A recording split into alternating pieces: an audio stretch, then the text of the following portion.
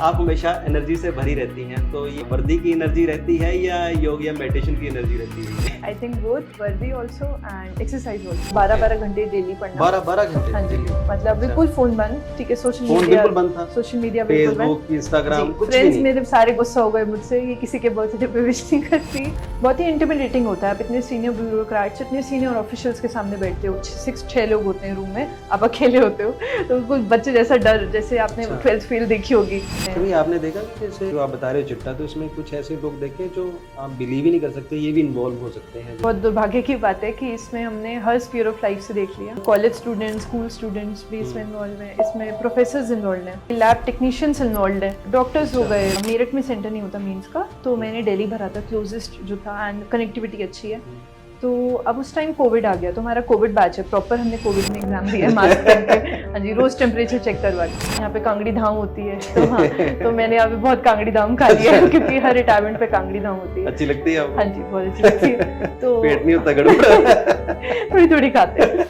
अधिकतर लोग बचपन में बड़ा सपना देखते हैं, लेकिन अक्सर वो पूरा नहीं होता, और जिनका ये बड़ा सपना पूरा होता है वो समाज के रियल हीरो होते हैं। और आज हमारे साथ एक ऐसी रियल हीरो हैं, आईपीएस अदिति सिंह जी हैं, और वर्तमान में ये कांगड़ा में एडिशनल एसपी के पद पर कार्यरत हैं, और ये हिमाचल कैडर की आईपीएस ऑफिसर हैं, और मूलतः ये उत्तर प्रदेश के मेरठ की रहने वाली हैं। और जब से ये हिमाचल आई हैं, यहाँ पर महिलाओं को लेकर ये वर्क कर रही हैं, महिलाओं पे जो अत्याचार होते हैं उनके सशक्तिकरण को लेकर काम कर रही हैं, और नशे के खात्मे के लिए ये वर्क कर रही हैं।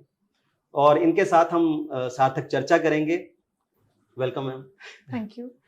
आप हमेशा एनर्जी से भरी रहती हैं, तो ये वर्दी की एनर्जी रहती है या योग या मेडिटेशन की एनर्जी रहती है ये? आई थिंक बोथ, वर्दी ऑल्सो एंड एक्सरसाइज ऑल्सो, दोनों का कंट्रीब्यूशन। तो आपको बचपन से ही शौक था आईपीएस बनने का या बाद में आया ऐसा? अच्छा, देखिए, मेरे ग्रैंडफादर एक्चुअली आरटीओ थे, and unfortunately he passed away in an accident काफी साल पहले, जब मैं 1.5-2 साल की थी।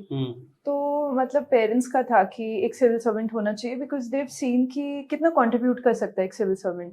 मतलब दादाजी आरटीओ थे, एंड मतलब आसपास का कोई भी प्रॉब्लम होती थी, पुलिस से रिलेटेड, एडमिन से रिलेटेड, अच्छा। वो उनके पास आते थे। मतलब अच्छा। पूरा गाँव के, मतलब गाँव बिल्कुल के लोग। सिंपल लोग, हाँ जी, सब उनके पास अच्छा। आते थे।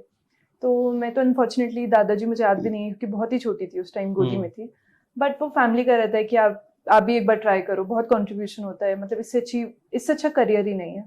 बट मुझे लगता था कि बहुत मुश्किल है, तो मैंने ठान ली थी कि नहीं। तो आपको कब पता लगा, मतलब 8th 9th में, 10th में या 11th? नहीं, एक्चुअली मैंने 10th तक नॉर्मल स्कूल में पढ़ाई की, फिर 11th 12th में मैंने स्कूल में साइंस लिया, मैथ्स। ओके। तो उसके बाद फिर मैंने इंजीनियरिंग की कंप्यूटर साइंस में। ओके। उसके बाद मेरा था कि मैं कैट दूंगी, एंड अच्छे से कॉलेज से एमबीए करके, एंड अच्छी सी कंपनी में वर्क करूंगी। अच्छा, माइंडसेट था +2 के आसपास कि मैंने जी अच्छी सी कंपनी में नौकरी करनी है, अच्छी लाइफ चाहिए, एंड थोड़ी सी पढ़ाई करनी है, फिर उसके बाद अच्छी लाइफ चाहिए, रिलैक्स करना है, क्योंकि बहुत पढ़ाई हो गई है। क्योंकि मैं आईसीएसई बोर्ड से हूँ, जिसमें बहुत पढ़ाई ऑलरेडी करा देते हैं स्कूल में, जी, हालत खराब हो जाती है। तो मेरा ऐसा था कि थोड़ी सी पढ़ाई करेंगे, फिर फ्री रहेंगे, अच्छी लाइफ जिएंगे, काम करना पड़ेगा बट अच्छी सैलरी लेंगे, एंड लाइफ जिएंगे कॉर्पोरेट वाली। बट मेरे को सडनली शिफ्ट हुआ कि जब मैंने कैट का एग्जाम दिया और मेरा आईएम्स में हो गया। जी नहीं, ये मैंने गाजियाबाद में दिया अपने कॉलेज के साथ। जी, तो मैं दिल्ली जाके एग्जाम देती थी, और फिर इंटरव्यूज दिल्ली में दिए, फिर मेरा आईएम शिलोंग में, आईएम लखनऊ में, और कलकत्ता में वेट लिस्ट मेरे हुआ। जी, अच्छा।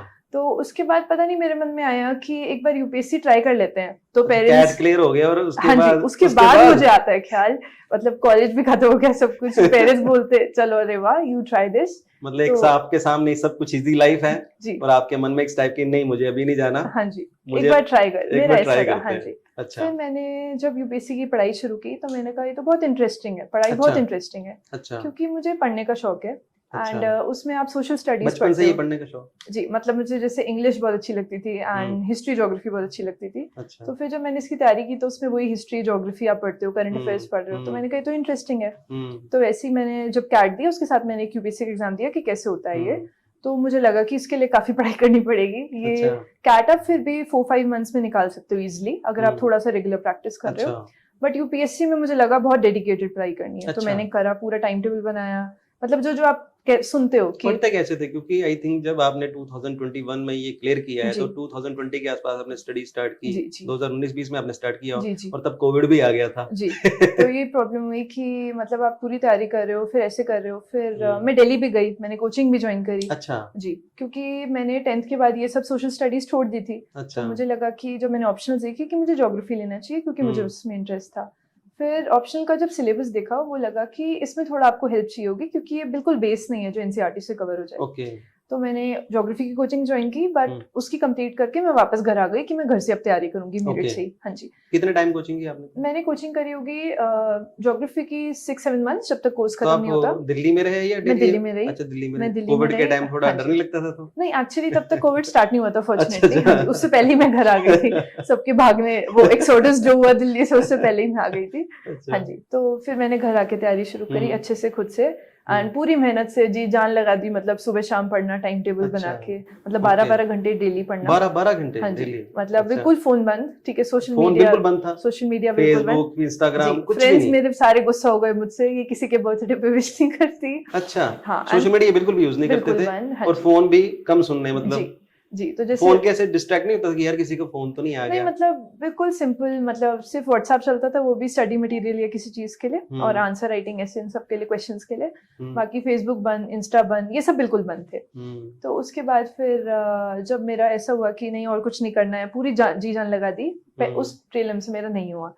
तो आई डोंट थिंक मैं इतनी डिसअपॉइंटेड कभी हुई हूँ, रो रो के बुरा हाल। अच्छा। एंड लगा कि हाँ, तो क्योंकि डिप्रेशन तो नहीं आया था कुछ? मतलब डिप्रेशन नहीं, बट फिर अपने आप को क्वेश्चन करते हो कि मैंने सही चॉइस कर ली, मतलब मैंने अच्छा खासा अच्छा, कॉलेज छोड़ दिमाग में दिया। आया कि यार मैंने सही चॉइस जी, कर ली कि नहीं कर मैंने ली? कॉलेज छोड़ दिया, ठीक है, इस टाइम में अब जॉब कर रही होती तो सब कुछ छोड़ हाँ, छाड़ के और आप पूरा पेरेंट्स पे आप डिपेंडेंट हो गए, फिर से घर पे आ गए हो कॉलेज खत्म करके, तो थोड़ा वो लगता है। बट माय फैमिली सेड कि तुम्हारी मर्जी है, if you want to continue करो, मतलब कोई प्रेशर नहीं है, दोबारा ट्राई करो। तो फादर क्या करते हैं आपके? मेरे फादर डॉक्टर है और मेरी अच्छा। मदर डीएम ऑफिस में। डॉक्टर मतलब एलोपैथी में?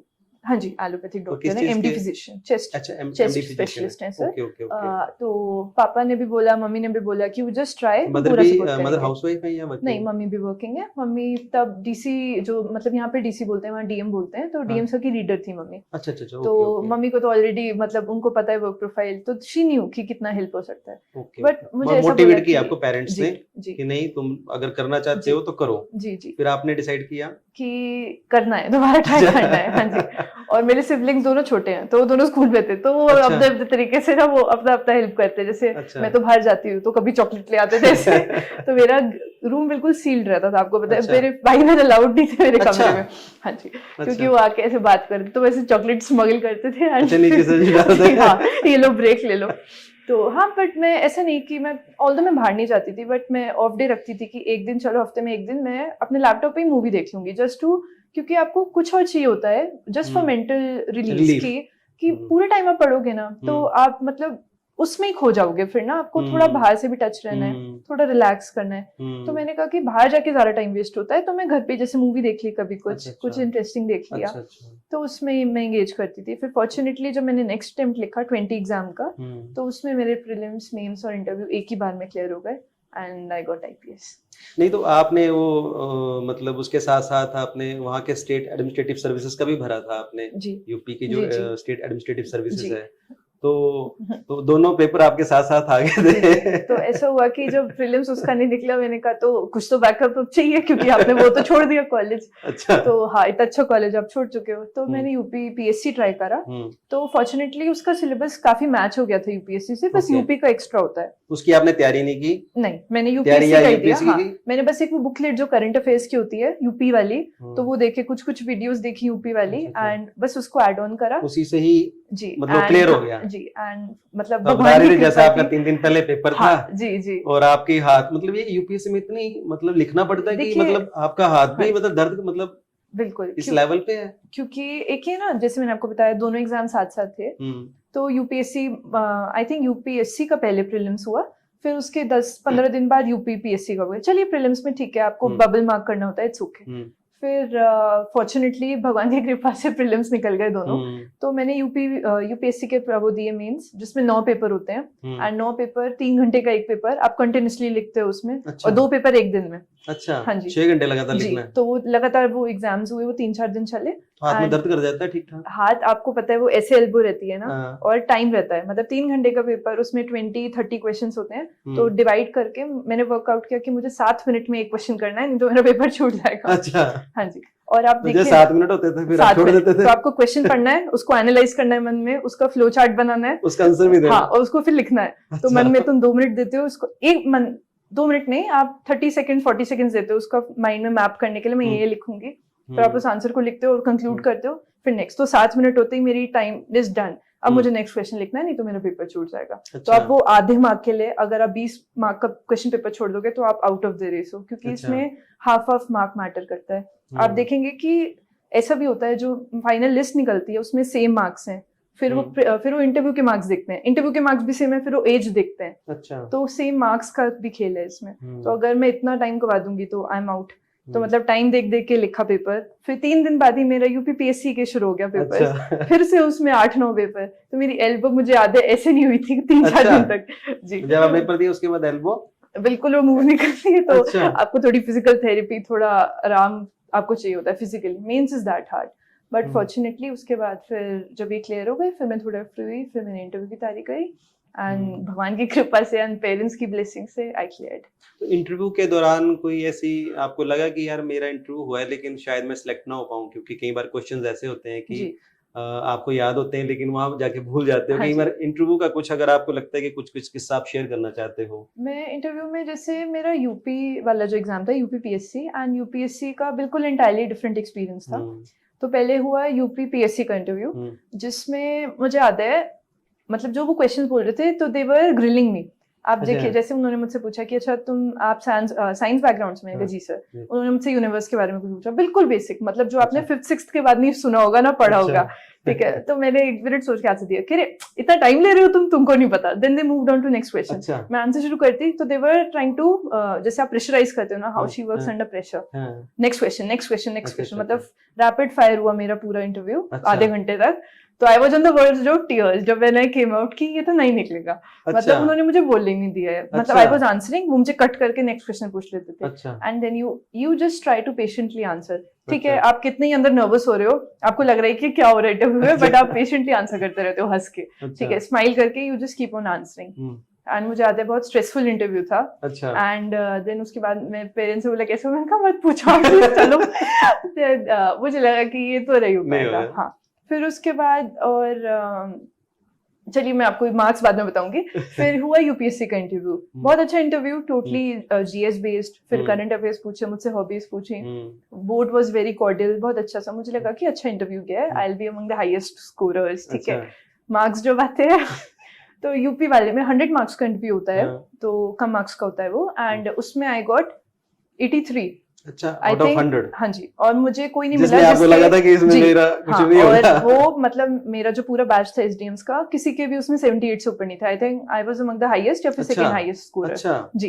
एंड यूपी वाले जो यूपीएससी है उसमें आई गॉट एवरेज मार्क्स 165। तो यू नेवर नो उनको क्या पसंद आता है, जो आपको लगा कि जो अच्छा हो सकता है वो पता नहीं, मतलब मे बी अब बोर्ड पे भी डिपेंड करता है, एंड देन डे पे डिपेंड करता है, they like something about you, they don't. तो यूपी में I got one of the highest marks, I think highest marks, and UPSC में I got average marks, but they were good enough to clear fortunately. तो और जबकि interview दोनों opposite थे, आप देखिए दोनों ऑपोजिट। हाँ जी, तो interview is very subjective.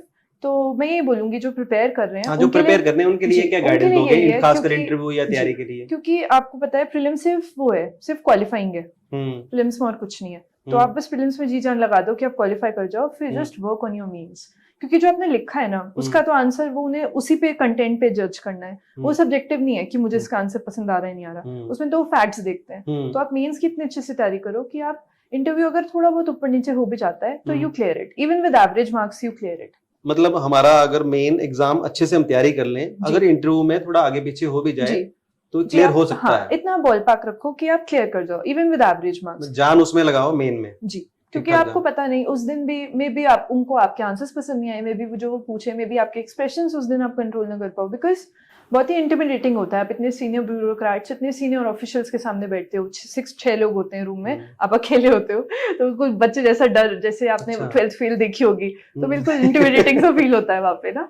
And तो I think mains is something which you can control, कुछ लोग बहुत फॉर्चुनेट होते हैं, they get very high marks in interview, तो उनका मेंस का डिफरेंस क्लियर हो जाता है and they become among the toppers. But आपको अगर एग्जाम क्लियर करना है तो I think work on your mains, उस पर आप काम तो जैसे कोई मान लिया +2 में बच्चा पढ़ रहा है या जी। फर्स्ट ईयर में हुआ है कॉलेज में, जी उसको मन आता है कि मैंने यूपीएससी क्लियर करना है, जी तो उसको मतलब कैसे प्लानिंग करनी चाहिए? मतलब एकदम से कि कंफ्यूज ना हो कि मैं इससे भी पूछूं, मैं अब इससे भी पूछूं, मैं इससे जी भी पूछूं, मैं यूट्यूब के वीडियोस भी देखूं, जी। उसको करना क्या चाहिए? मतलब देखिए सही राह क्या हो सकती है आप? देखिए जैसे 12th के बच्चे के बारे में आप पूछ रहे हैं, तो 12th में अगर वो ह्यूमैनिटीज बैकग्राउंड से है तो बिल्कुल ठीक है, बिकॉज वो अपना ग्रेजुएशन आराम से करें अपने सब्जेक्ट में and then they can prepare for UPSC, because वही जो चीज़ वो पढ़ रहे हैं वही एग्जाम में आती है, ह्यूमैनिटीज ही आती है पूरी। अगर कोई साइंस में है तो एंड और अगर उन्हें आगे इंजीनियरिंग करनी है तो भी ठीक है, बिकॉज आप देखिए ना यूपीएससी में हर करियर हेल्प करता है। आप ह्यूमैनिटीज के हो तो आपने यही सब पढ़ रहे हो, आप बस आपको सीसैट थोड़ा अलग पढ़ना पड़ेगा, आप ऑप्शनल ऑलरेडी वही पढ़ रहे हो। जैसे सपोज आप ज्योग्राफी में वो कर रहे हो ग्रेजुएशन, आपका वही ऑप्शनल होगा, कितना इजी हो जाएगा आपके लिए। ऑन दी अदर हैंड अगर आप इंजीनियरिंग लेते हो तो आपका सीसैट में हेल्प होगा, ठीक है। और साइंटिफिक थोड़ा बेंट ऑफ माइंड हो जाता है अगर आप इंजीनियरिंग बैकग्राउंड से हो। अगर आप डॉक्टर हो तो आपको पढ़ने की बहुत आदत है, you can study for hours and hours, क्योंकि डॉक्टर्स बहुत पढ़ाई करते हैं। तो आई थिंक यूपीएससी एक ऐसा है जो किसी ना किसी, आपका कोई भी बैकग्राउंड हो, अगर आपने अच्छे से पढ़ाई की है इन योर पास्ट तो आपको हेल्प करेगा। आप किसी भी बैकग्राउंड से हो, ऐसा नहीं है कि इसको ज्यादा एडवांटेज है इसको ज्यादा एडवांटेज है, आपको हेल्प करेगा। तो ये एक चीज है। और दूसरी चीज जैसे आप कह रहे हैं कि क्या करना चाहिए 12th के बाद, तो I think start with your basics NCERTs. अगर आपका है कि नहीं मुझे अभी से तैयारी शुरू करनी है, ऑल्दो आई फील कि ग्रेजुएशन तक इट्स ओके, आप ग्रेजुएशन में फर्स्ट ईयर सेकंड ईयर निकाल दो, थर्ड ईयर से शुरू कर सकते हो। तो उसमें यू स्टार्ट रीडिंग एनसीईआरटीज, आप न्यूज़पेपर पढ़ना शुरू कर सकते हो, because that was something different कि न्यूज़पेपर रीडिंग एकदम से नहीं आती, बिकॉज यूपीएससी की newspaper reading is not normal newspaper reading जो हम पढ़ते हैं। हम थोड़ा मसाला न्यूज, थोड़ा पॉलिटिकल न्यूज में पढ़ते हैं ज्यादा, स्पेशली जो हम स्कूल कॉलेज में होते हैं, वो नहीं आता है कुछ भी। आपको एनालाइज करना है, आपको एडिटोरियल्स पढ़ने हैं जो हम देखते ही नहीं, हम बिल्कुल आगे कर देते हैं। वो तो यू नो समबडी इंटेलेक्चुअल कोई बिल्कुल ऐसा सोचना चाहता है तो वो पढ़ता है, नहीं तो वी स्किप एडिटोरियल पेजेस। और यूपीएससी में आपको एडिटोरियल्स ही पढ़ने हैं, बिकॉज आपको कोई भी न्यूज है, सपोज कोई पॉलिटिकल न्यूज है पर आपको पॉलिटिकल पार्ट हटा के, सपोज कोई हंग असेंबली हो गई, सपोज प्रोटेम स्पीकर इलेक्ट करना है किसी असेंबली में और इस पार्टी का जीत गया, न्यूज ये होगी। बट आपको ये सब नहीं देखना, आपको देखना है प्रोटेम स्पीकर क्या होता है, हंग असेंबली क्या होती है, कैसे इलेक्शन होते हैं जी, वो आपको ये समझ आएगा कि अच्छा ये कंसेप्ट होता है। फिर आप समझ सकते हो कि यूपीएससी में क्या क्या आता है। तो आई थिंक आप न्यूज़पेपर रीडिंग स्टार्ट कर सकते हो और जीएस के लिए आप एनसीईआरटी स्टार्ट कर सकते हो।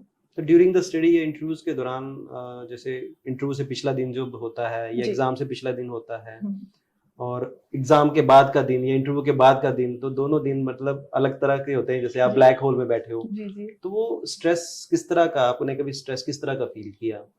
देखिए अगर मैं अपनी जर्नी के बारे में बात करूं, मुझे आता है मुझे सबसे ज्यादा डर पूरी जर्नी में प्रीलिम्स तो है ही। प्रीलिम्स तो बिकॉज आपको मैंने बताया जब एक बार नहीं निकलता है ना तो आप बहुत डरते हो नेक्स्ट अटेम्प्ट में, मतलब काफी डरते हो। बट आई थिंक जो पैनिक मुझे हुआ अपने ऑप्शनल पेपर से पहले, सरप्राइजिंगली, क्योंकि ज्योग्राफी मैंने ले तो लिया था खुशी खुशी में कि मुझे बहुत पसंद है, और उसका सिलेबस इतना वास्ट है, इतना वास्ट है। तो आई थिंक अगर आपको उसमें इंटरेस्ट ना हो ना, उससे मत लीजिए ज्योग्राफी को, क्योंकि ज्योग्राफी हिस्ट्री बहुत वास्ट सिलेबस है। तो गो फॉर शॉर्ट ऑप्शनल्स जिसमें आपको इंटरेस्ट भी आए, और ऑप्शनल आप जल्दी से सिलेबस खत्म कर दो। जैसे एंथ्रोपोलॉजी हो गया, सोशियोलॉजी, दे आर इंटरेस्टिंग और सिलेबस उसका कन्फाइंड है। तो ज्योग्राफी पेपर से पहले मैं बहुत स्ट्रेस थी, फिर मैंने मम्मी को बोला ये मुझे नहीं लगता मैं ऑप्शनल का एग्जाम दे सकती हूँ। फिर उन्होंने समझाया कि just give your best, just लिखा वहाँ पे, एंड मैंने वही किया and thankfully I cleared. Interview से पहले भी यही है, यू जस्ट काम योरसेल्फ, सी वो इतने सीनियर ब्यूरोक्रेट्स हैं जो आप बहुत डरते हो, बट अपने आप को समझाओ कि वो भी ह्यूमंस हैं एंड वो तुमको जज कर रहे हैं इसलिए कि तुम आओ, वो तुमको रिजेक्ट नहीं करना चाहते, they want to select you. अपने आप को ये समझाओ वो रिजेक्ट नहीं करना है, उनको तुम्हें सेलेक्ट करना है। Just explain something to yourself and you will calm down. तो इसमें मुझे याद है, क्योंकि बाहर जाना तो मैंने काफी बंद कर दिया था, तो I used to do yoga. तो मैं योगा और थोड़ा मेडिटेशन करती थी जस्ट टू काम माई सेल्फ डाउन। थोड़ा बुक्स बीच बीच में पढ़ती थी, एंड इंटरव्यू से पहले तो मैंने काफी बुक्स पढ़ी, बिकॉज उस टाइम तो मैं अपनी हॉबीज भी थोड़ा रीइन्विगरेट करनी होती है, जो पढ़ाई बंद करके, क्योंकि इंटरव्यू पूछते हैं तुम्हारी हॉबी क्या है, आप ये भी बोल सकते हैं ना, वो तो मैंने यूपीएससी तैयारी में छोड़ दी। तो मैंने बुक्स पढ़नी स्टार्ट करी, तो उससे थोड़ा आपको फ्री माइंड मिलता है। वैसे आपकी हॉबीज क्या है? मतलब मेरी हॉबीज में जैसे आई प्ले बैडमिंटन, वॉलीबॉल, तो उस टाइम तो उसके लिए पार्टनर चाहिए होता है, वॉलीबॉल में टीम चाहिए। तो मैं वापस रीडिंग पे आ गई थी, मेरे बचपन की फेवरेट हॉबी। तो मैं बुक्स पढ़ती थी और कभी कभी मूवी देख लिया, म्यूजिक सुनना, बहुत फ्री होती थी मैं म्यूजिक सुन के। एंड देन ये हो गया, देन योगा, जैसे मैंने आपको मतलब ये कि योगा हो गया, म्यूजिक हो जी गया, मतलब जी इस तरह से आप स्ट्रेस हाँ, एक थोड़ा मैनेज स्ट्रेस कर को सकते हाँ हो। मैनेज कर सकते हो।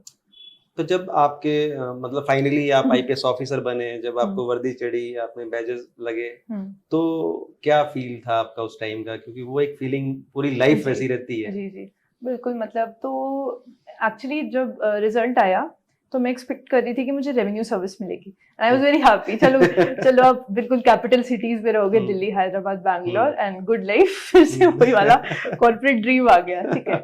फिर it was a surprise when service allocation came out and मुझे आईपीएस मिल गया। फिर मुझे टेंशन हो गई, ट्रेनिंग कैसे होगी, बिकॉज फिजिकल एक्टिविटी, ऑल्दो मैं स्पोर्ट्स पर्सन हूँ बट वो छोड़ रखी है। बट देन जब तुम जाते हो, जैसे एनपीए जाते हो हैदराबाद में, तो वो बिल्कुल साइंटिफिक तरीके से ट्रेनिंग करवाते हैं। एंड द फर्स्ट टाइम जब हम वर्दी पहनते हैं, बहुत सरियल सी फीलिंग होती है। अच्छा। उस दिन बस हम सब फोटो खींचते हैं और फैमिली को भेजते हैं, तो बहुत ही अलग सी फीलिंग होती है। एंड सेम जब हम लबासना जाते हैं फाउंडेशन कोर्स के लिए मसूरी, तो मुझे याद है जब पहली बार वहाँ पे नेशनल एंथम चलता है वहाँ, और बिल्कुल सीनिक है मसूरी, आपने देखा है हिमाचल जैसा। तो जब वहाँ नेशनल एंथम चलता है और वहाँ पोलो ग्राउंड है वहाँ पे ना, तो ब्रिटिश टाइम से वो तो बहुत ही सीनिक पहाड़ी के उसमें छाए में, एंड वहाँ पे नेशनल एंथम चलता है तो बहुत सरियल सा एंड बिल्कुल ऐसे जिसे कहते हैं ना, वो हो गए आपको गूज़बम्स हो जाते हैं ऐसे नेशनल एंथम। तो very emotional but very very proud feeling, I would say. मतलब उसमें आपका जो मैंने देखा, जो मदर फादर है आपको बहुत हेल्प की है उन्होंने जी। जब आप पे कोविड का टाइम चला था, आपके एग्जाम थे जी। और आप दिल्ली में नहीं रह सकती थी बिकॉज कोविड था, कहीं प्रिकॉशन लेने, होटलों में खाना नहीं मिल रहा था। जी। तो मदर फादर आपको डेली मेरठ से छोड़ने जाते थे और लाते भी थे एग्जाम लेके, और मतलब आप 3 घंटे ही सोती थी? देखिए, क्योंकि मेरठ में सेंटर नहीं होता मींस का, तो मैंने दिल्ली भरा था, क्लोजेस्ट जो था, एंड कनेक्टिविटी अच्छी है। तो अब उस टाइम कोविड आ गया, तो हमारा कोविड बैच है प्रॉपर, हमने कोविड में एग्जाम दिया है मास्क पहन के, हाँ जी, रोज टेम्परेचर चेक करवा के। तो पेरेंट्स ने बोला कि हमने सोचा कि पहले वहां रह लेते हैं वो जितने दिन मेंस चल रहे हैं, क्योंकि चलिए वो तो हो गया था गाजियाबाद में, प्रीलिम्स खत्म हो जाता है बट मेंस कंटिन्यूसली चलता है। तो उन्होंने बोला कि वैसे ट्राई करते हैं, बट देन उस टाइम होटल्स में खाना नहीं मिल रहा था बिकॉज कोविड टाइम था, nobody was taking that risk only, खाना नहीं। और उस टाइम में तबीयत भी थोड़ी ठीक नहीं थी, तो मुझे फीवर था एंड कफ था, कोविड वाला कफ नहीं, नॉर्मल कफ। हाँ जी। तो उस मतलब टाइम बीमार थे और आप पेपर दे रहे थे। तो पेरेंट्स ने बोला कि तुम्हें फिर हेल्दी खाना है, फिर वही डाइट भी तुम्हें चेंज करनी पड़ेगी। तो उन्होंने कहा नहीं, हम अप डाउन करेंगे रोज। तो मुझे याद है दिसंबर जनवरी में मेंस हुए हमारे, तो जनवरी 2 या 3 से स्टार्ट थे। एंड उस ठंड में मतलब पापा ड्राइव करते थे, मम्मा साथ में बैठती थी और मैं पीछे, तो मतलब उसमें ही मैं रोज ट्रैवल करके 2-2.5 घंटे एक साइड से जाती थी, फिर वापस आती थी। तो रात को आई थिंक 12 to 3 में सोती थी एंड 4 बजे सुबह 4 बजे हम निकल जाते थे सेंटर के लिए। तो मैं सबसे शुरू में I think I was among the first ones जो सेंटर पहुंचते थे। बट वो तो फैमिली का तो आई थिंक वो मेजर ही नहीं हो सकता जो सपोर्ट किया, उनके बिना तो हो भी नहीं सकता था। तो और उनकी भी उतनी तपस्या हो गई जितनी मेरी थी। मुझे लगता है वो तो दो, आप 3 घंटे सो लेते थे, मुझे लगता है वो 2 घंटे तो मम्मी जैसे सुबह उठ के खाना बनाती थी, लंच पैक करते थे, और वो भी बाहर वो न्यूज़पेपर लेके जाते थे, वो पिछले दिन का न्यूज़पेपर पढ़ते थे या वहीं से खरीद के पढ़ते थे, उस दिन सेंटर के बाहर रुकते थे। एंड तो मैं बहुत लकी रही उसमें कि फैमिली का बहुत सपोर्ट रहा इसमें। आप जब हिमाचल में आपने ज्वाइन किया आपने एज अ आईपीएस ऑफिसर, तो उसमें आपने खासकर फीमेल्स पे आपने काफी वर्क किया, तो आपने क्या देखा यहाँ पे कि क्या प्रॉब्लम्स है ज्यादा यहाँ फीमेल्स को लेकर हिमाचल की? जी देखिए, फीमेल्स का आई वुड से कि हिमाचल में मुझे जैसे डिफरेंस लगा यूपी से, तो यहाँ पे एम्पावरमेंट तो है। मतलब फीमेल्स का ये है कि अगर कुछ गलत होता है तो ये मुझे बहुत अच्छी चीज लगी कि वो अपने लिए खड़े होते हैं, चाहे वो उनको कोई सपोर्ट भी ना करे, तो वो खुद आ जाएंगे थाने एंड वो कंप्लेन करेंगे। तो दिस इज समथिंग डिफरेंट और जो बहुत ही अच्छी चीज है। और बाकी जिसपे मैं काम करना चाहती हूँ एंड जो मुझे लगता है थोड़ा, जैसे थोड़े केसेस पॉक्सो के मुझे ज्यादा लगे यहाँ पे, तो उसमें मैं ये कर रही हूँ कि मैं स्कूल्स में जाके लेक्चर्स देती हूँ सिर्फ गर्ल स्टूडेंट्स को, उनकी फीमेल टीचर्स के साथ थोड़ा अवेयरनेस। तो आई थिंक प्रॉब्लम यही है कि जो अंदर अंदर जैसे गाँव हो गए हमारे, बिल्कुल बिल्कुल अंदर जाके जो गाँव होते हैं और जिनकी कनेक्टिविटी थोड़ी कम है, अवेयरनेस कम है, तो उनको थोड़ा लॉस के बारे में बताना। तो उसमें हम यही कर सकते हैं कि मैं प्रयत्न कर सकती हूँ कि मैं उनको अवेयर कराऊँ एंड बाकी ऑफिशियल्स हमारे अवेयर कराएं, एंड अगर कोई कंप्लेंट आती है हम उसे अनदेखा ना करें। तो इस सेंस में मैं काम करना चाहती हूँ और काम कर भी रही हूँ। बाकी मुझे लगता है कि हिमाचल की फीमेल्स काफी एम्पावर्ड है एंड ये बहुत ही अच्छी चीज है, बहुत ही। अभी हम देखने हमारे हैं कि काफी टाइम से जो बालिग महिलाएं हैं या बालिग पुरुष हैं, तो जैसे वो संबंध में रहते हैं, फ्रेंडशिप में रहते हैं और किसी वजह से कोई फ्रेंडशिप टूटती है, उसके बाद वो रेप का केस लगा देते हैं। तो आपने कभी इसमें कुछ इन्वेस्टिगेशन आपने देखी कि कितने की ये रियल चीजें रहती हैं ये? जी, अनफॉर्चुनेटली आप देखिए, अगर कोई भी लॉ है, जितना उसका यूज हो रहा है उतना ही उसका मिसयूज भी होगा। तो सेम गोज विद जो भी फीमेल वाले हमारे स्पेसिफिक लॉज हैं, जैसे रेप लॉज हो गए, तो उसमें भी मिसयूज होता है। हमने देखा है कि कंसेंशुअल भी रिलेशनशिप हो तो उसमें अगर कंप्लेंट हमारे पास आ जाती है and we have no choice, women crime में हमें रजिस्टर करनी ही पड़ती है, तो उसमें हम रजिस्टर भी करते हैं एंड देन अनफॉर्चुनेटली उसमें फिर फीमेल वापस भी ले लेते हैं अपना स्टेटमेंट। कभी कभी ऐसा भी होता है। और मैंने सैडली इसमें उल्टा भी देखा है कि अगर जेन्युइनली भी कोई हैरेस हुआ एंड अगर उसको मॉनेटरी गेन्स के लिए या फिर अगर उस पर प्रेशर आता है, वो तब भी अपना स्टेटमेंट वापस ले लेते हैं। तो ये थोड़ा अनफॉर्चुनेट है, पर ये हो रहा है क्योंकि हम देखते हैं कि हर लॉ का मिसयूज होता है, तो अनफॉर्चुनेटली इस लॉ का भी मिसयूज हो रहा है। तो as a female police officer कितना चैलेंजिंग रहता है पुलिस में नौकरी करना, खासकर क्योंकि आपके जो सबऑर्डिनेट्स हैं मेल हैं, कहीं आपसे एज से बड़े रहते हैं, और वो चैलेंज आपने कभी फील किया कि क्या क्या चैलेंज रहते हैं खासकर? एज में तो आप देखिए सभी बड़े होंगे मुझसे। हाँ जी, तो ये तो थोड़ा डिसएडवांटेज रहता है। वो सोचते हैं कि ये बच्चे हमको ऐसे ऑर्डर्स क्यों दे रहे हैं यार। तो शुरू में भी लगता था, स्पेशली क्योंकि ये होता है। जैसे मैं आपको एक छोटा सा एग्जांपल देती हूँ। जैसे हमारा प्रोबेशन में एसएचओ लगते हैं, तो मैं घुमारवी में एसएचओ थी। तो चलिए, हमारे साथ ऐसा होता है कि एनपी डायरेक्शंस देता है कि जब आप प्रोबेशनर को एसएचओ लगाओगे तो सारे एसपीज को डायरेक्शंस जाते हैं कि आप जो ओरिजिनल एसएचओ है उसको थाने से आप बाहर ट्रांसफर कर दोगे, नहीं तो सब उनके पास जाएंगे। वो इतने सीजन्ड ऑफिसर हैं, आप न्यू प्रोबेशनर को लगा रहे हो जिसको बस सीख रहा है काम या सीख रही है काम। तो मेरे साथ ऐसा होता था कि जैसे मैं मीटिंग दे रही हूँ, कोई कंप्लेनेंट आता है, तो मैं चेयर पे बैठी हूँ एसएचओ की, बट वो साथ में मेरे जो एएसआई है जो एक स्टार लगा के बैठा है। अब क्योंकि और प्रोविजन में अनफॉर्चुनेटली हम भी एक स्टार लगाते हैं तो वो उसको क्वेश्चंस पूछते हैं कि जरा ऐसे ऐसे करना है और सर ये बताइए, तो वो बोलते हैं कि नहीं मैडम से पूछिए, पर वो बार बार उन्हें ही पूछते हैं। तो ये होता है, ये पब्लिक में भी परसेप्शन रहता है। बट ये मुझे चीज अच्छी लगी कि हिमाचल में, क्योंकि मैं फॉर्चुनेट हूँ कि हमारी बहुत सारी सीनियर ऑफिशियल्स हैं जो फीमेल्स हैं एंड उन्होंने बेहतरीन काम किया है।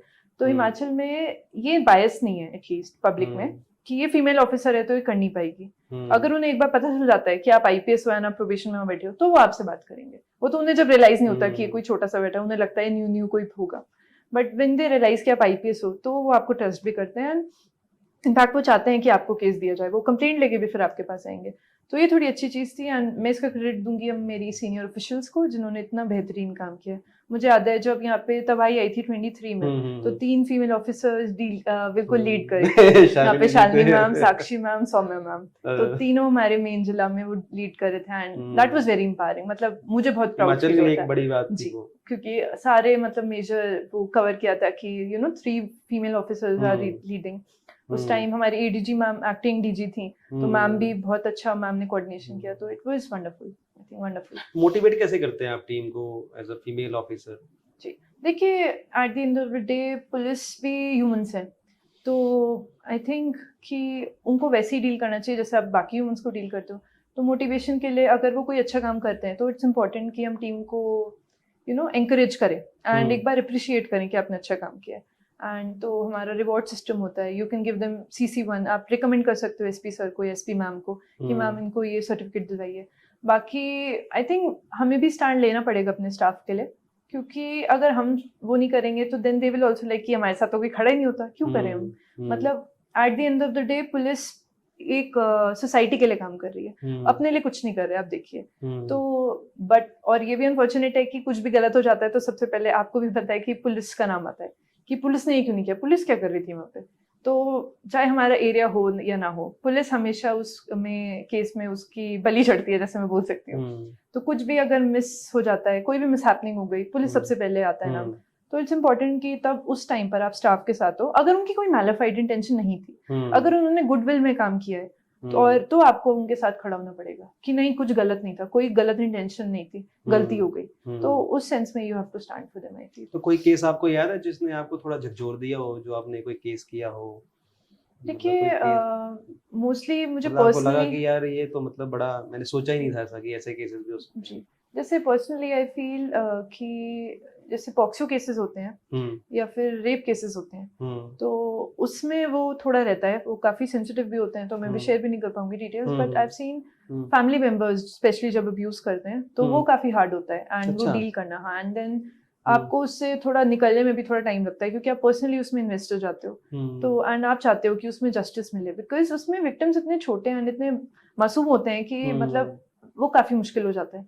तो वो POCSO cases I think they are hard, and I think उतना ही उनमें जितने वो हार्ड है उतना ही उसमें इम्पोर्टेंट है कि आप स्टैंड लो एंड आप फाइट करो विक्टिम के लिए।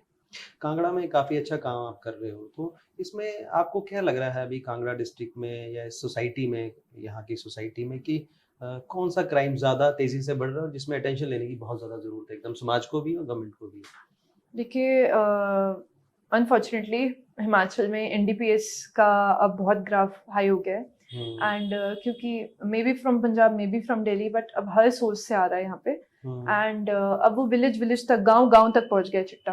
एंड पहले जैसे चरस था, एंड वो कुछ भी हो, बट अगर वो भी ड्रग है मैं मानती हूँ, बट क्योंकि इसके इफेक्ट्स इतने खराब हैं चिट्टा के, एक तो ये अडल्ट्रेटेड होता है, ये हेरोइन है, केमिकल है इसमें वो, और इसमें गलत चीजें मिला के इसको और खराब बना देते हैं, और ये इतना एडिक्टिव है कि 2-3 डोजेस में आप इसको एडिक्ट हो जाते हो। तो और ये सोसाइटी को बहुत ज्यादा हार्म कर रहा है, क्योंकि इससे सिर्फ एनडीपीएस केसेस नहीं, आपको पता है इससे चोरी के केसेस बढ़ रहे हैं, इससे असॉल्ट के केसेस बढ़ रहे हैं, फैमिली में लोग अटैक करने लगे हैं आजकल फैमिली में, और लैंड मैटर्स और ये सब तो था ही पहले, बट अब चिट्टे की वजह से हम देख रहे हैं कि चोरियां बढ़ रही हैं और लोग फैमिली मेंबर्स को फिर उनका घर में चोरी कर लेते हैं। कभी आपने देखा कि कैसे जो आप बता रहे हो चिट्टा, तो इसमें कुछ ऐसे लोग देखे जो आप बिलीव ही नहीं कर सकते ये भी इन्वॉल्व हो सकते हैं, जैसे कोई इंजीनियरिंग कर रहा है बच्चा या कोई जॉब कर रहा है अच्छे लेवल की, ऐसे भी कभी देखने? देखिए, बहुत दुर्भाग्य की बात है कि इसमें हमने हर स्फीयर ऑफ लाइफ से देख लिया, फ्रॉम स्टूडेंट्स और कॉलेज स्टूडेंट्स, स्कूल स्टूडेंट्स भी इसमें इन्वॉल्व हैं, इसमें प्रोफेसर्स इन्वॉल्व हैं।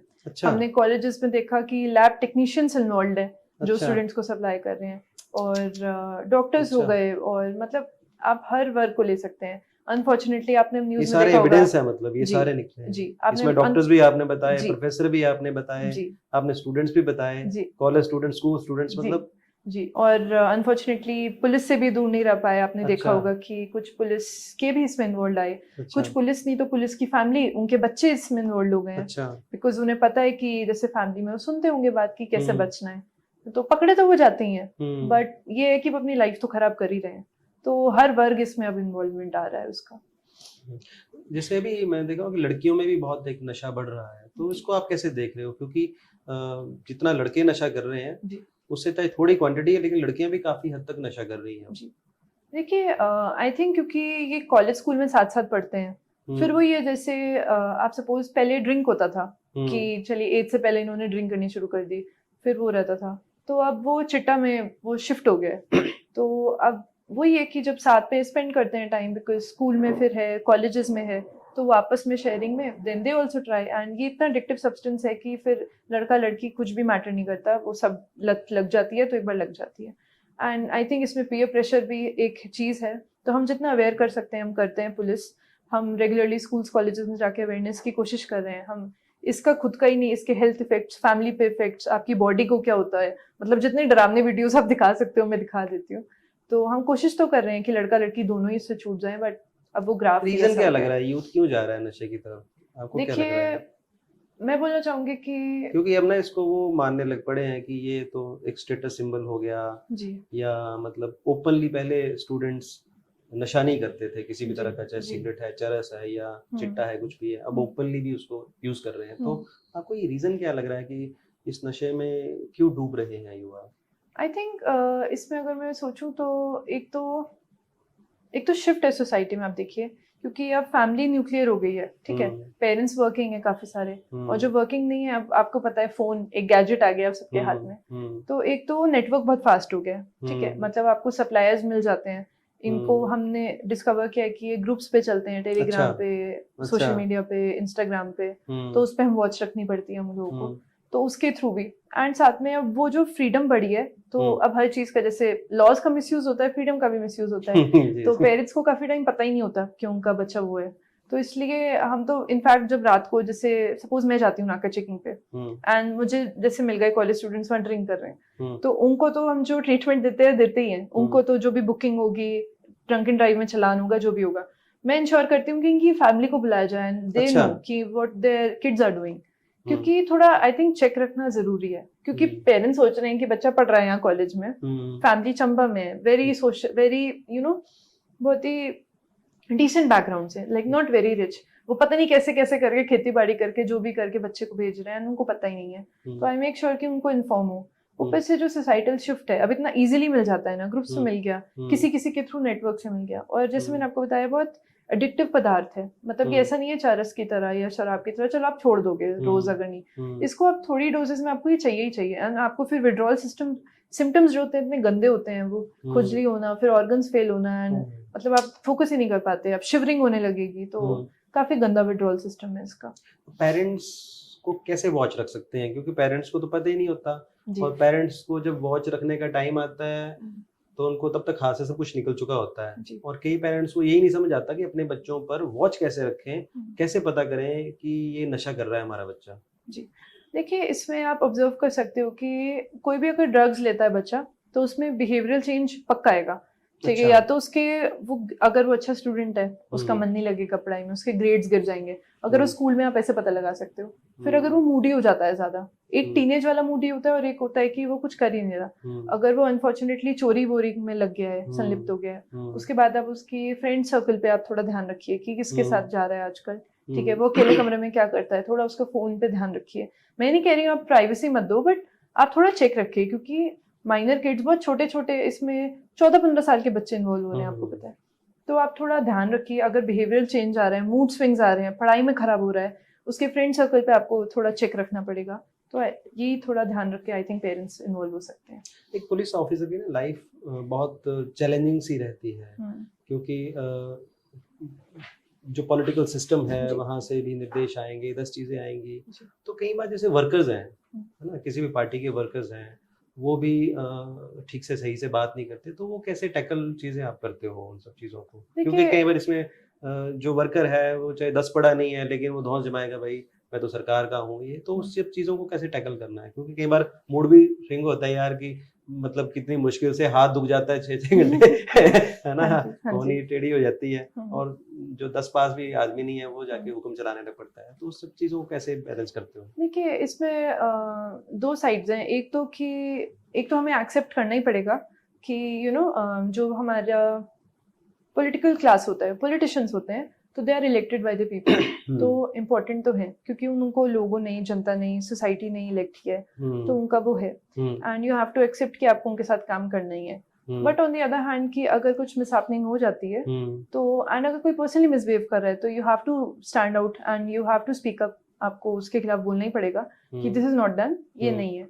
बाकी फॉर्चुनेटली आई हैव सीन कि हिमाचल में politicians are very nice and generally अच्छे हैं, एंड बहुत अच्छे से व्यवहार करते हैं, they behave respectfully with you, most of them are very nice and very nice to talk to also. बाकी कुछ elements तो वो होते हैं, and they I think they hide behind a party or a person, वो उनके पीछे छुपकर ऐसे misbehave करते हैं, हाँ, सामने से नहीं करते, मैं समझना चाह रहा था कि जी वो सामने से नहीं करते, तो आपको दिखेगा कि जैसे हमारे इलेक्टेड जो प्रोफेशनल्स होते हैं वो बहुत अच्छे से आपके साथ बिहेव भी करेंगे, क्योंकि उनको पता है कि ऑफिशियल्स हैं, बट कोई है जिसको पता ही नहीं है कि ऑफिशियल्स हैं, you have to work with them and अच्छे से व्यवहार करना चाहिए। वो तो मैं कहती हूँ आपको ऑफिसर्स छोड़िए, आप किसी के साथ भी अच्छे से व्यवहार करना चाहिए, आपको मिसबिहेव क्यों करना है किसी के साथ, ना हमें करना चाहिए एज पुलिस या फिर एज IAS IPS, ना उनको करना चाहिए एज पॉलिटिशियंस, तो दोनों को आई थिंक एक सिनर्जी और एक अच्छी रिलेशनशिप मेंटेन करनी चाहिए, तभी आई थिंक स्टेट और डिस्ट्रिक्ट आगे बढ़ता है। आप जैसे पर्सनल लाइफ और प्रोफेशनल लाइफ को कैसे मैनेज करते हो, क्योंकि पुलिस लाइफ तो ऐसी है कि इसमें 24/7 है, आप रात को 12 बजे भी फोन उठाते हो, और कई बार रात को 12 बजे फोन उठाने के बाद हो सकता है कि 3 बजे तक सो ही ना पाओ, कोई ट्रेजेडी होगी कोई, और ऐसा एक दिन नहीं होता है, ऐसा मोस्टली अक्सर होता है, तो इसमें एक पर्सनल लाइफ का कैसे मैनेज करो, डिस्टर्ब नहीं हो जाते कि मेरी पर्सनल लाइफ आदमी की? नहीं, इसमें तो ऐसे ही है कि आपको टाइम निकालना ही पड़ता है किसी तरीके से, जैसे ठीक है छोटा छोटा टाइम, जैसे सपोज आप पूरे दिन ऑफिस में हैं एंड रात को भी आपको बाहर जाना है, तो बीच में जो टाइम है आप उसमें रिलैक्स कर लो, आप अपने फ्रेंड्स फैमिली के साथ स्पेंड करो टाइम, आप अनवाइंड करो, वॉच समथिंग या रीड समथिंग, और या फिर संडेज को टाइम निकालो, बट संडेज को भी हमारी ड्यूटी लग जाती है तो फिर ऐसे रात को 1-2 घंटे निकालो। बट आई थिंक वो इंश्योर करना पड़ता है, बिकॉज अगर आप वो नहीं करोगे तो फिर वो जिसे कहते हैं ना, आप वो बिल्कुल एग्जॉस्ट हो जाते हो, फिर आपका मन नहीं लगता है। तो मुश्किल है टाइम निकालना, बट आई थिंक निकालना पड़ता है किसी तरीके से। कुछ नहीं तो जैसे ऑफिस में बैठे हो आप, ठीक है, यू फ्री, तो मतलब वो ऑफिस की मोनोटनी से ब्रेक करने के लिए आप फील्ड में निकल जाओ, ठीक है, फिर फील्ड पे अगर आप फ्री हो गए हो तो ऑफिस आ जाओ, मतलब you have to change the pace and आपको खुद ही टाइम निकालना पड़ता है उसमें। तो जैसे पुलिस में आपने देखा कि कई बार जो हमारे जवान हैं मतलब स्ट्रेस में रहते हैं मोस्टली, कई बार उनका मूड तो नहीं होता है बदतमीजी करने का पब्लिक के साथ, लेकिन उतनी ज्यादा स्टाफ नहीं होता है और कई बार लगातार नाइट शिफ्ट्स भी लग रही हैं, डे शिफ्ट्स भी लग रही हैं, तो वो कैसे चेंज हो सकता है एक माहौल की, एक पुलिस में एक हैप्पीनेस आ जाए, वो कैसे पॉसिबल है? देखिए, एक तो मैं आपको जैसे फॉर्मली बताती हूँ। फॉर्मली हमारी हर मंथ में एक बार वेलफेयर मीटिंग होती है। तो अगर किसी की कोई ग्रीवेंस है, अगर कोई पर्सनल प्रॉब्लम है, तो ये एसपी मैम या सर जो भी होते हैं, डिस्ट्रिक्ट हेड, वो लेते हैं एंड वो अपनी प्रॉब्लम शेयर कर सकते हैं उनके साथ। तो ये तो हो गया फॉर्मली। ऊपर से अलग से भी ये चीज है कि अगर आप एसपी मैम या सर से सेटिस्फाइड नहीं हो, आप हमेशा आईजी सर या मैम के पास जा सकते हो। उनसे भी नहीं हो, आप डीजी सर या मैम के पास। हम फॉर्चुनेट हैं कि हिमाचल में हमारे सीनियर्स बहुत ओपन है and they not very formal कि नहीं तुम्हें चैनल से आना है, अगर नहीं सॉल्व हो रहा है तभी आप उनसे भी शेयर कर सकते हो अपनी प्रॉब्लम। एंड अगर मैं इनफॉर्मली की बात करूं कि फॉर्मल सिस्टम तो हो गया, तो जैसे हम मेक श्योर करते हैं कि अगर कोई ओकेजन है तो हम उसे सेलिब्रेट कर दें, ठीक है। जैसे किसी का सपोज कोई रिटायर होता है तो यहाँ पे कांगड़ी धाम होती है, तो हाँ तो मैंने यहाँ पे बहुत कांगड़ी धाम खा लिया है क्योंकि हर रिटायरमेंट पे कांगड़ी धाम होती है। अच्छी लगती है आपको? हाँ जी, बहुत अच्छी लगती है। तो पेट नहीं होता गड़बड़ थोड़ी थोड़ी खाते हैं तो क्या कहते हैं, तो कांगड़ी धाम होती है, उन्हें भी अच्छा लगता है, उनकी फैमिली को बुलाते हैं, फेलिसिटेट करते हैं। एंड जैसे मैं अगर होती हूँ फंक्शन में तो मैं ट्राई करती हूँ कि थोड़ा लाइट रहे, ठीक है। अगर वो कुछ बोलते नहीं, मैं उससे बोलती हूँ दीदी कोई तो किस्सा सुनाना है आपको अपने करियर का, आप 30 40 साल काम करना है आपने, तो आपके पास पक्का किस्से होंगे। तो हम ऐसे लाइट रखते हैं। रिटायरमेंट फंक्शंस हो गए, फिर इनफॉर्मली भी आप चैनल ओपन रखते हो। जैसे मेरा स्टाफ कभी भी मेरे साथ आ सकता है, कभी भी मेरे से कोई प्रॉब्लम शेयर कर सकता है। जैसे सिर्फ एसएचओ नहीं, कोई कांस्टेबल को भी अगर थाने में कोई दिक्कत है, मैं खुद भी जाती हूँ तो मैं पूछती हूँ किसी से भी रैंडमली कि कोई दिक्कत है, ठीक है, फिर वो ओपन रहते हैं। कोई भी चैनल आप हमेशा ओपन रखो। फिर उसके अलावा अलग एक्टिविटीज, जैसे लास्ट अभी थोड़े महीनों पहले, बारिश से पहले हमने वो करवाया था यहाँ पे, एक पुलिस मीट करवाई थी जिसमें हमने स्पोर्ट्स प्रोग्राम कराए, जिसमें वॉलीबॉल और टग ऑफ वॉर था। तो उसमें आप बहुत मजा आया जवानों को। हाँ जी, तो उसमें सारा फीमेल मेल बहुत अच्छा पार्टिसिपेशन रहा एंड वो ऐसे हो गए थे कि मैम बल्कि बहुत ही मजा आया। तो उसमें ये था, उसमें हेल्थ कैंप था, रेगुलर हेल्थ कैंप करा सकते हो आप क्योंकि हेल्थ खराब रहती है। फिर उसके हेल्थ से रिलेटेड मुझे याद आता है कि आप साइकेट्रिक टॉक्स करवा सकते हो। अच्छा। हार्ट से रिलेटेड क्योंकि डिजीजेस बढ़ रही हैं हमारे जवानों में एंड पुलिस ऑफिसर्स में, तो आप उसके रिलेटेड टॉक्स करा सकते हो। तो हेल्थ का हो गया, स्पोर्ट्स का हो गया, साथ साथ में हमने यहाँ पे एक जो शालिनी मैम थे पहले यहाँ एसपी थे, मैम का एक बहुत अच्छा इनिशिएटिव था कि उन्होंने करियर काउंसलिंग रखी जिसमें पुलिस के बच्चे एंड बाकी कॉलेज स्टूडेंट्स भी यहाँ पे जी। तो उसमें पुलिस की तरफ से यूपीएससी एंड उसमें आपने भी बहुत पार्टिसिपेट किया। हाँ जी, तो उसमें हम सब पे आपने काफी संभाला था उसको सारा। तो हमने सारे इनको बुलाए थे, इनफैक्ट आप भी आए थे मीडिया के बारे में, हाँ जी, बताने में। तो हमने बहुत सारे उन्हें करियर ऑप्शंस के बारे में बताया क्योंकि पता ही नहीं होता है ऐसे बच्चों को। तो ये बहुत अच्छा इनिशिएटिव था। तो इससे फैमिलीज इन्वॉल्व होती हैं। इनफैक्ट मुझे 1-2 का ऐसे फीडबैक आया कि मैम ये तो हमने आर्मी कल्चर में सुना था कि इतना सब एंगेज हो रहे हैं। फिर हमने एंड में एक बड़ा खाना रखा जिसमें हमने एक सिंगर को बुलाया। तो अनफॉर्चुनेटली उस टाइम इंडिया पाकिस्तान के प्रॉब्लम्स कुछ हो रहे थे, तो हमने बहुत बड़े स्केल पे नहीं किया, बस फैमिलीज को रखा, बट कुछ उनके लिए चेंज हुआ। तो ऐसे ही आप कुछ चीजें, आप योगा कैंप करवा लो, आप सुबह पीटी करा लो, मतलब जस्ट फॉर अ चेंज, कि पुलिस के अलावा भी वो थोड़ा आपस में उनकी बॉन्डिंग हो with officers also and amongst themselves also. आप ऐसा कुछ करा सकते हो।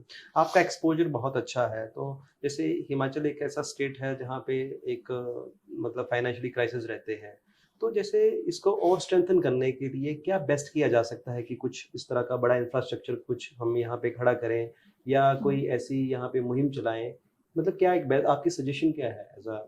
देखिए, वैसे तो I am too young to comment on this because हमारे बहुत सारे सीनियर्स इस पे अच्छा सोचते हैं। नहीं, मैं तो सिर्फ आपका एक राय जानना चाह रहा हूँ कि हर व्यक्ति की एक अलग राय रहती है कि अपने स्टेट को एक आगे तक ले जाना, उसमें क्या बेटर किया जा सकता है। देखिए, मेरे ख्याल से आई थिंक ग्रोथ तभी होती है जब इजीली आप किसी चीज को एक्सेस कर पाओ। तो मेरे ख्याल से जब तक हमारा इंफ्रास्ट्रक्चर उस लेवल का नहीं होगा, आप देखो अगर हम सपोज हम सबको पता है हिमाचल एक पूरा टूरिस्ट प्लेस है एंड टूरिज्म बहुत ही इंपॉर्टेंट है यहाँ के लिए। टूरिज्म आर वेरी इंपॉर्टेंट, मतलब बहुत ज्यादा इंपॉर्टेंट है टूरिज्म, पूरा ये सेक्टर। तो उसको अगर आपको राइज करवाना है तो उसके लिए आपको इंफ्रास्ट्रक्चर तो इम्प्रूव करना ही पड़ेगा। तो उसके लिए जैसे अभी सीएम साहब का अच्छा इनिशिएटिव है कांगड़ा एयरपोर्ट का एक्सपेंशन, उसी लाइंस पे आप ट्रेन को भी आपको थोड़ा अंदर तक ले जाना पड़ेगा, क्योंकि जब तक कनेक्टिविटी नहीं आएगी लोग नहीं आ पाएंगे। जैसे आप देखिए डिजास्टर होता है, इफ समथिंग हैपेंस, तो मतलब उनके पास और ऑप्शंस भी होने चाहिए कि रोड अगर नहीं है तो चलो ट्रेन है, ट्रेन नहीं है तो चलो प्लेन है, मतलब कुछ जब तक ये फैसिलिटीज नहीं रहेंगी। और इससे आई थिंक हम मॉडल बना सकते हैं यूरोपियन कंट्रीज को, जो कि माउंटेनियस कंट्रीज हैं, बट उनमें टूरिज्म चलता ही इंफ्रास्ट्रक्चर के बेसिस पर है, मतलब वो ग्लास ट्रेन्स होती हैं, वो पहाड़ों से निकलती हुई। एंड हिमाचल ब्यूटी में कोई कमी नहीं है, अब धर्मशाला से लेकर लाहौल स्पीति, किन्नौर, मतलब बहुत ही सुंदर है, बट आई थिंक हम उसको कैपिटलाइज नहीं कर पा रहे हैं। तो अगर टूरिज्म पे फोकस करना है तो आई थिंक इंफ्रास्ट्रक्चर पे फोकस करना ही पड़ेगा, क्योंकि यूपी में भी जो हमने शिफ्ट देखा अभी रिसेंटली, जब कनेक्टिविटी इतनी अच्छी हो गई है कि अब कोई प्लेस दूर ही नहीं लगती यूपी में, क्योंकि वंदे भारत चल गई है एंड रोड बहुत अच्छी हो गई है, कनेक्टिविटी बड़ी जबरदस्त हो गई है, रेलवे कनेक्टिविटी, एक्सप्रेसवेज इतने अच्छे आ गए हैं वहाँ पे। तो आई थिंक इंफ्रास्ट्रक्चर पे वी कैन वर्क ऑन। जैसे हिमाचल ऑलरेडी एजुकेशन सेक्टर में अच्छा काम कर रहा है, हमारी रैंक अच्छी है, तो आई थिंक अब टूरिज्म और इस पे हम काम कर सकते हैं। आपने बड़ी खूबसूरत बातें की, ज्ञानवर्धक बातें की और सार्थक बातें की। Thank you very much ma'am. Thank you so much.